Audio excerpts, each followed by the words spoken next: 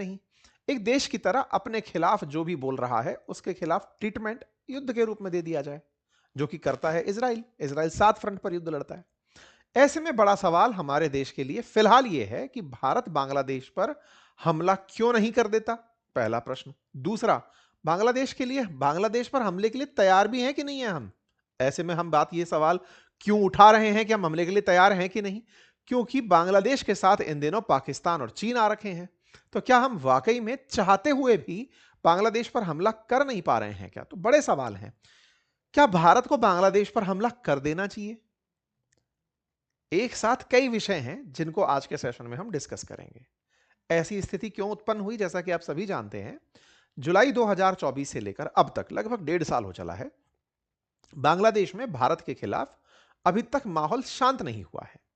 Students के द्वारा शुरू हुए प्रोटेस्ट ने जिस प्रकार से शेख हसीना को वहां से भगाया और शेख हसीना ने भारत में शरण ली, सत्ता परिवर्तन हुआ, उसके बाद से शेख हसीना के खिलाफ जो गुस्सा था वो भारत के खिलाफ गुस्से में तब्दील हो गया और भारत उस तब्दीली में अभी तक कुछ भी परिवर्तन नहीं ला पाया। हद यह है कि हाल ही में उस्मान हदी नाम का एक यूथ लीडर जो बांग्लादेश के अंदर था, उसकी मौत होती है। कुछ अज्ञात हमलावर उसे मार देते हैं। अज्ञात हमलावरों के मरने पर भी यह बिना पता चले कि वास्तविकता में हमलावर किस पार्टी से थे, किसने भेजे थे, लोगों ने पूरा गुस्सा भारत पर निकाल दिया कि भारत ने किया है। और इस पर हमने डिटेल में कई सेशन आपके सामने साझा किए हैं। जब भारत के खिलाफ प्रदर्शन बढ़ते चले गए तो फिर भारत में भी बांग्लादेश के खिलाफ प्रदर्शन बढ़ने शुरू हुए कि भाई ये थोड़ी है कि तुम लोग जो अपने मन में आएगा जो कुछ बोल दोगे, हमारी जो हाई कमिश्नर ऑफिस है तुम्हारे देश में, वहां जाकर तुम पत्थर फेंक लोगे और हम यहां शांति से बैठे रहेंगे। तुम्हारा भी तो यहां पर हाई कमीशन होगा और तुम्हारे सामने भी हम प्रदर्शन कर लेते हैं। तो वो टिट फॉर टैट भारत की तरफ से होने लगा। लेकिन इस बीच में बैठकर जिसे सबसे ज्यादा आनंद आ रहा है, जिसने 1971 में उस करारी हार को, जिसमें कि 93,000 पाकिस्तानी सैनिकों के भारत के द्वारा पैंट उतारी गई थी, जिनका सरेंडर करवाया गया था भारत के द्वारा, आज उन पाकिस्तानियों को फिर से बोलने का मौका मिल गया है। मौका इस बात पर कि भाई कम से कम उस बांग्लादेश को, पूर्वी पाकिस्तान से बांग्लादेश बनाने वाला जो भारत था, आज वो बांग्लादेश फिर से हमारी तरफ लौट रहा है। वास्तविकता में हमने इन लोगों को अलग नहीं कराया था 1947 में, तो ये दोनों लोग एक साथ ही अलग हुए थे। लेकिन पश्चिमी पाकिस्तानियों ने पूर्वी पाकिस्तानियों पर बहुत ज्यादा प्रताड़नाएं करना शुरू की थी। पाकिस्तानियों में इस प्रकार का एक कन्फ्लिक्ट था कि जो पश्चिमी पाकिस्तानी हैं, यानी कि जो आज का जो पाकिस्तान है, इस पाकिस्तान के लोग ज्यादा श्रेष्ठ मुसलमान हैं, कद काठी में, रंग रूप में ये ज्यादा अच्छे मुसलमान हैं और बंगाली मुसलमान किसी भी स्तर के नहीं होते।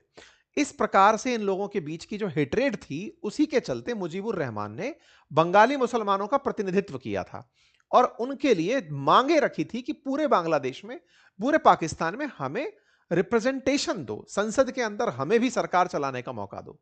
जब शेख मुजीबुर रहमान पूर्वी पाकिस्तान में बहुमत से जीतकर आए और पाकिस्तान की संसद में बहुमत की स्थिति सिद्ध करने के लिए तैयार हुए, तब पश्चिमी पाकिस्तान, जिसकी सेना में बड़ी पकड़ थी, राजनीति में पुरानी पकड़ थी, उसने पूर्वी पाकिस्तान पर यातनाएं फैलाना शुरू कर दिया। लगभग 3 मिलियन बंगालियों को, बंगाली मुसलमानों को मारा गया। ये जो क्राइसिस मच रहा था, इस समय पर बंगाल की तरफ से, यानी कि पूर्वी पाकिस्तान की तरफ से भारत से मदद मांगी गई और तत्कालीन भारत ने मदद भी इसलिए की क्योंकि जो पिट रहे थे, जो मर रहे थे, वो बांग्लादेशी, जो आज बांग्लादेश है, वो पूर्वी पाकिस्तानी बॉर्डर इन्फिल्ट्रेट करके भारत में शरण लेना शुरू किए। भारत ने इस स्थिति को बहुत से लोगों के सामने रखा कि भाई बड़ी संख्या में पूर्वी पाकिस्तान से भारत में लोग घुस रहे हैं, हम क्या कर सकते हैं। दुनिया के किसी देश ने इस मसले पर अपनी तरफ से कोई सहायता नहीं दी, तो भारत को मजबूरी में पूर्वी पाकिस्तान में इंटरफेयर करना पड़ा कि भाई तुमको ही खुद से लड़ना होगा, हमारे यहां शरण लेने मत आओ। एक ऐसा नंबर भी मार्केट में है कि लगभग 1.5 से 2 करोड़ बांग्लादेशी भारत में घुस गए थे, मतलब पूर्वी पाकिस्तानी भारत में घुस गए थे। तो भारत ने फिर उनको समझाया कि ऐसे जमीन छोड़ के भागोगे तो तुम सबको भगा दिया जाएगा, जाओ और अपने हक के लिए लड़ो। भारत की इस मदद से दोनों पाकिस्तान में से जो पूर्वी पाकिस्तान है उसे भारत का सपोर्ट मिलता है। भारत की सेना पूर्वी पाकिस्तानी लोगों की तरफ से पश्चिमी पाकिस्तान से झगड़ा करती है, लड़ाई करती है और पश्चिमी पाकिस्तान को हरा देती है और पूर्वी पाकिस्तान को नया देश बांग्लादेश बना देती है। इस पूरे काम में भारत की मदद विजय दिवस के रूप में मनाई जाती है। पाकिस्तान की बड़ी संख्या में 93,000 सैनिकों को सरेंडर करना पड़ता है। ये पूरी स्थिति पश्चिमी पाकिस्तान, जो आज का पाकिस्तान है, उसके लिए बड़ी ही शर्मसार की स्थिति थी। लेकिन आज जो लोग कभी पाकिस्तान प्रेमी हुआ करते थे उस पूर्वी पाकिस्तान में, उनका समय आया है। क्यों? क्योंकि उन्हें लगता है कि पाकिस्तान उस समय सही था, हम लोगों को मारता ही तो था और क्या करता था, हमारी बहन बेटियों के खिलाफ अत्याचार ही तो करता था, क्या ही फर्क पड़ रहा है, अच्छा था पुराना पाकिस्तान, तो चलो उसके साथ हाथ मिलाते हैं। ये कुछ ऐसे रक्तबीज हैं जो उस समय बचे रह गए थे, तो इन्हें पुराने पाकिस्तान की याद आ रही है। यानी ये वो लोग हैं जिन्होंने अपने पुरखों में, पूर्वजों में लगभग 30 लाख लोगों को इनके हाथों मरवाया था। लेकिन उसके बावजूद भी इन भाई साहब को कतई शर्म नहीं है, कोई दर्द नहीं है कि हमारी कितनी बहन बेटियों के साथ यातनाएं, अत्याचार हुए होंगे, कोई मतलब नहीं है। संभवतया जब 1971 में बांग्लादेश बना होगा उस समय ये जिंदा रहे होंगे, क्योंकि अभी उम्र में ये 50 साल से बड़े ही हैं। कुल मिलाकर के इनका इनके साथ वापस होना फिलहाल के लिए इनके मंतव्य को सिद्ध करने जैसा है। पाकिस्तान को बड़ा अच्छा लग रहा है कि भारत वालों, देख लो, कुत्ते की दुम है, हमारी दुम है, वो टेढ़ी ही रहेगी। तुमने भले ही इनकी हिफाजत के लिए मदद की हो, लेकिन मार कुटाई खा करके भी ये आएंगे पाकिस्तान में ही, यानी कि चाहेंगे पाकिस्तान को ही, और चाहेंगे पाकिस्तान को ही, इसकी पूरी प्रेरणा तस्वीरों में दिखाई देती है। हद तो अब यह हो गई कि जो पाकिस्तानी लोग, जो उस समय के पाकिस्तानी थे, जिन्ना की पार्टी से थे, अब वो बांग्लादेश के समर्थन में नारे लगाने लगे हैं। हाल ही में पाकिस्तान की इनकी जो नवाज शरीफ की जो मुस्लिम लीग पार्टी है, ये शहबाज शरीफ, इनके बड़े भाई नवाज शरीफ, उनकी मुस्लिम लीग एनएमएल, उस मुस्लिम लीग के एक यूथ लीडर का बयान आया है, बांग्लादेश पर अगर कुछ भी हुआ तो हम आप पर हमला कर देंगे। भारत पर हमला करने के लिए पाकिस्तान तैयार हो रहा है, बांग्लादेश पर अगर भारत कुछ सोचता भी है तो। हमने तो सवाल ही इसलिए रखा कि क्या भारत बांग्लादेश पर हमला करने की सोच भी रहा है? क्यों? क्योंकि पाकिस्तान सोच रहा है कि अगर आप किए तो हम आप पर हमला कर देंगे। तो भाई साहब, हमारी क्या तैयारियां हैं? पाकिस्तानी तो तैयार हो गए, पाकिस्तानी तो इस लेवल तक तैयार हो गए कि वो इनके साथ में डिफेंस पैक्ट करने जा रहे हैं। और डिफेंस पैक्ट अब तक तो हम लोग आपको बता ही रहे थे, अब तो हर मीडिया के अंदर चल रहा है। बांग्लादेश को पाकिस्तान ऑफर कर रहा है वही सऊदी अरब वाली दोस्ती, कि सुनो, जिस तरह से सऊदी के साथ हमने दोस्ती कर ली है कि कल को सऊदी पर हमला हुआ तो हम साथ जाएंगे, और हम पर हमला हुआ तो सऊदी हमारे साथ आएगा, आओ तुम्हारे साथ भी वही डिफेंस पैक्ट कर लेते हैं। तो ये जो बने हुए एडवाइजर हैं बांग्लादेश में, पिछले 1.5 साल से जो सत्ता का सुख भोग रहे हैं, ये बांग्लादेश को अगर ऐसा कोई पैक्ट भी दे गए तो हमारे सामने पाकिस्तान अब 2 फ्रंट पर होगा। पूर्वी पाकिस्तान भी वापस से खुल चुका होगा। मतलब यह है कि भारत ने विदेश नीति के अंदर इतना बुरा समय देखा कि अब तक हम 2 फ्रंट पर युद्ध के लिए खड़े होते थे, पाकिस्तान के साथ और चाइना के साथ। अब हमारे सामने तीसरा फ्रंट भी खड़ा होगा। बांग्लादेश जैसा देश भी, जो कभी हमारे ही द्वारा पैदा किया हुआ देश था, वो देश आज हमारे खिलाफ वॉर करने के लिए खड़ा होगा। ये तो बड़ा फेलियर है, ब्लंडर है। हमें यह समझना होगा कि 1971 से लेकर 2025 के बीच में क्या बांग्लादेश में हम इतना भी अपना महत्व क्रिएट नहीं कर पाए कि बांग्लादेश को अगर भारत के खिलाफ होने की भी नौबत आ रही है तो उसे हमारी जरूरत के बिना रहना भी स्वीकार्य है। आज भारत बांग्लादेश के लिए इतना भी महत्वपूर्ण नहीं है क्या कि उसे ना तीस्ता जल की जरूरत है, ना भारत जो बांग्लादेश के साथ अंतरराष्ट्रीय स्तर पर सबसे बड़ी सीमा साझा करता है। भारत की लगभग 4096 किलोमीटर की सीमा है बांग्लादेश के साथ। भारत जो अंतरराष्ट्रीय सीमा देशों से साझा करता है, पाकिस्तान, चाइना जैसे देशों से, नेपाल, भूटान जैसे देशों से, उनमें सबसे बड़ी सीमा बांग्लादेश के साथ साझा करता है। विचारणीय बात है कि उस बांग्लादेश को भारत से इतनी बड़ी सीमा साझा करते हुए भी भारत से कोई भय नहीं है। उसे यह भी नहीं लगता कि भारत उसकी कोई सेवा रोक देगा, उसकी कोई सुविधा रोक देगा तो क्या ही फर्क पड़ जाएगा। यह हमारे लिए बड़ा विचारणीय तथ्य है कि हमने इतने सालों में अल्टीमेटली किया क्या। एक छोटू सा देश जिसके पास ना न्यूक्लियर वेपन है, ना हमारे सामने कोई सैन्य असलाह है, ना आर्थिक स्थिति है, बजट भी हमसे कई गुना कम है, उसके बावजूद भी उसके हौसले इतने बुलंद हैं। ये हमारे बड़े फेलियर्स में कंसीडर होना चाहिए। फिर भी सवाल ये कि जब ये भी मुंह खोलेंगे और हम इनके भी मुंह बंद नहीं करा पाएंगे तो फिर हमारे सामने तो बहुत सी चुनौतियां खड़ी हैं। कल को मालदीव्स खड़ा हो जाएगा, श्रीलंका खड़ा हो जाएगा, नेपाल खड़ा हो जाएगा, कहेगा कि भारत तो सबके सामने चुप हो जाता है। ये बात भारत के लिए विचारणीय है। तो आज के सेशन में फिर से बड़ा सवाल कि क्या भारत इसका इलाज करेगा? क्या इलाज करना भी चाहिए? नहीं तो इसका कोई और अल्टरनेटिव है?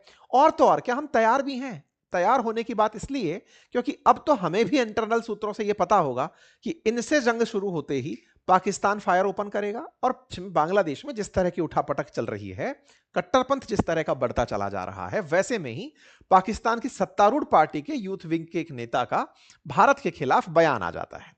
बयान में वो व्यक्ति खुलेआम भारत को मिसाइल हमले की धमकी देता है और यही समझाने का प्रयास कर रहा होता है कि यदि आप बांग्लादेश के खिलाफ कुछ सोचते हैं तो हम मिसाइल लाग देंगे।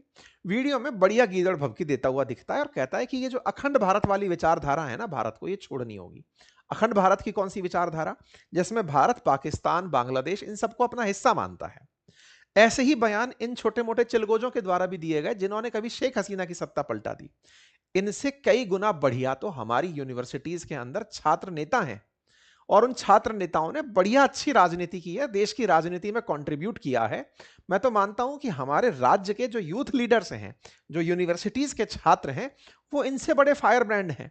पर हमारे देश में चूंकि एक व्यवस्था है, हर तरह की राजनीति की व्यवस्था है, सब कॉलेज के कल्चर हैं, ये दो चार ऐसे लोग निकल कर आते हैं और इन्हें लगता है कि ये भारत को हाँक देंगे।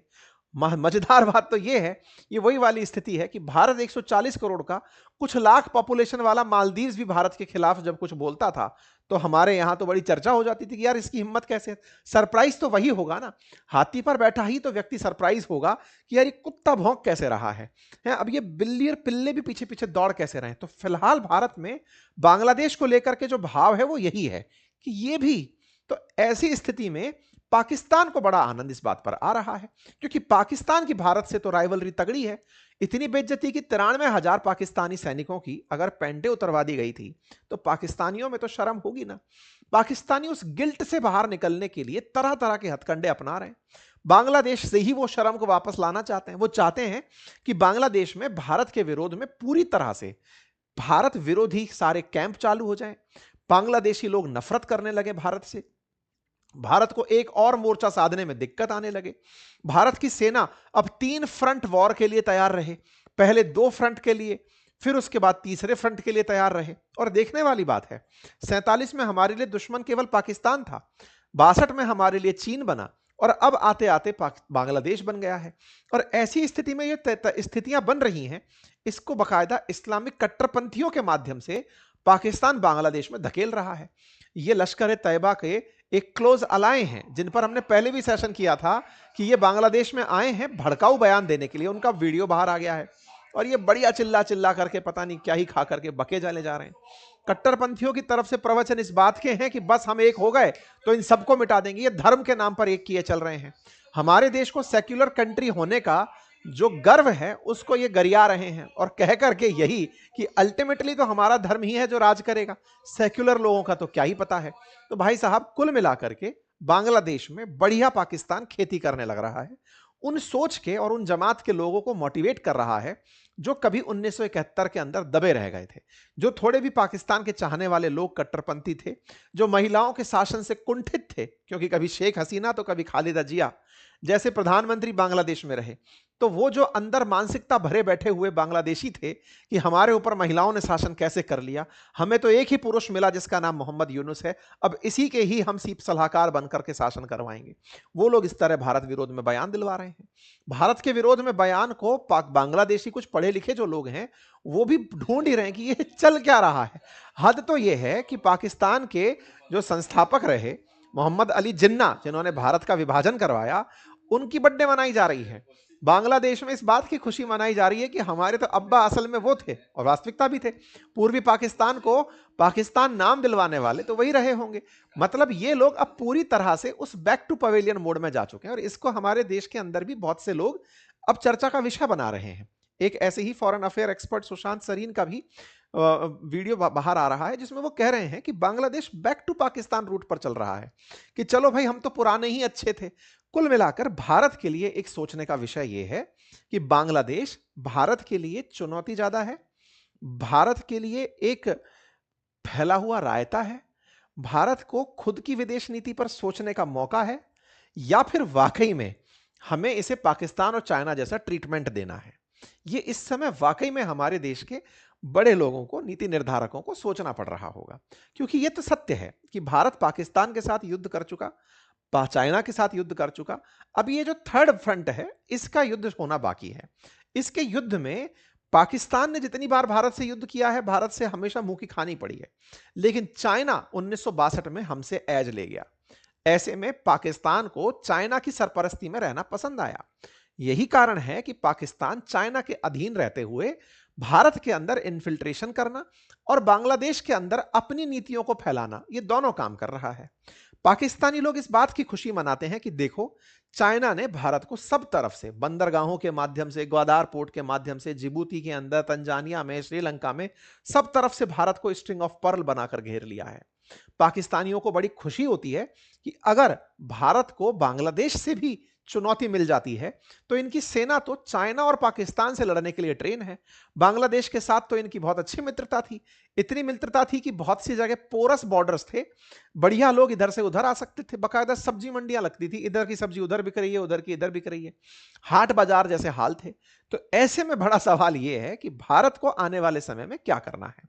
अगर हम युद्ध की स्थिति में जाते हैं तो भारत को एट ए टाइम पाकिस्तान को भी काउंटर करना होगा, तो बांग्लादेश को भी काउंटर करना होगा।